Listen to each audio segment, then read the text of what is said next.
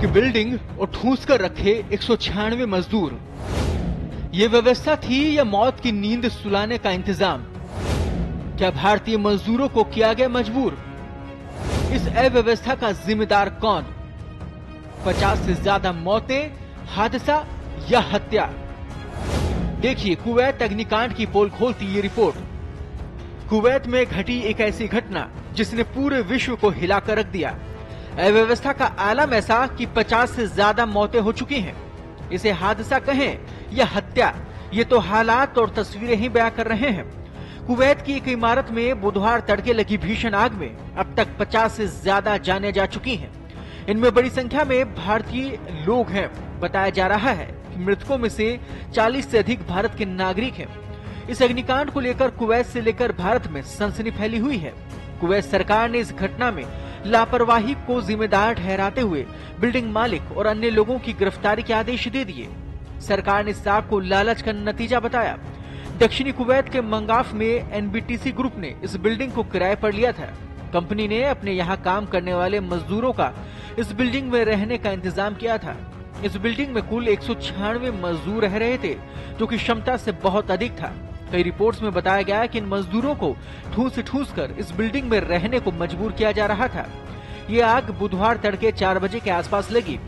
6 मंजिला इस इमारत के किचन में आग लगी, जो कि पूरी बिल्डिंग में फैल गई। यह रहने वाले अधिकतर मजदूर नाइट शिफ्ट करके लौटे थे और सो रहे थे।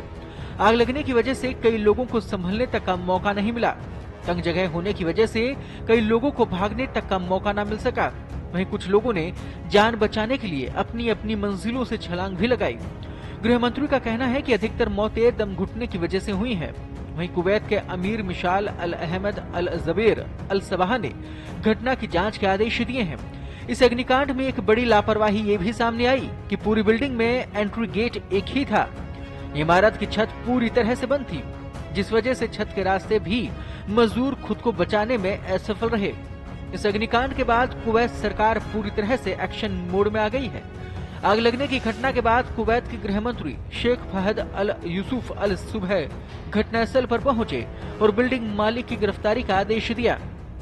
उन्होंने कहा कि इस मामले में आवासीय कानून का उल्लंघन हुआ है। नियमों का उल्लंघन करके विदेशी मजदूरों को अत्यधिक असुरक्षित स्थितियों में रहने को मजबूर किया जा रहा था, ताकि कंपनी मालिक खर्चों में कटौती कर सके।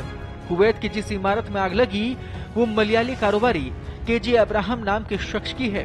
केजे अब्राहम केरल के तिरुवल्ला के बिजनेसमैन है, जिनकी कंपनी 1977 से कुवैत की ऑयल एंड इंडस्ट्रीज का हिस्सा है। मारे गए मजदूर इसी कंपनी में काम करते थे।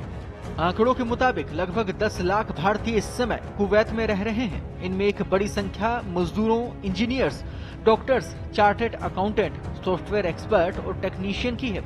इसे कुवैत के इतिहास की सबसे भीषण आग बताया जा रहा है। इससे पहले 2009 में कुवैत में एक महिला ने प्रतिशोध के इरादे से एक शादी समारोह में आग लगा दी थी, जिसमें 57 लोगों की मौत हो गई थी।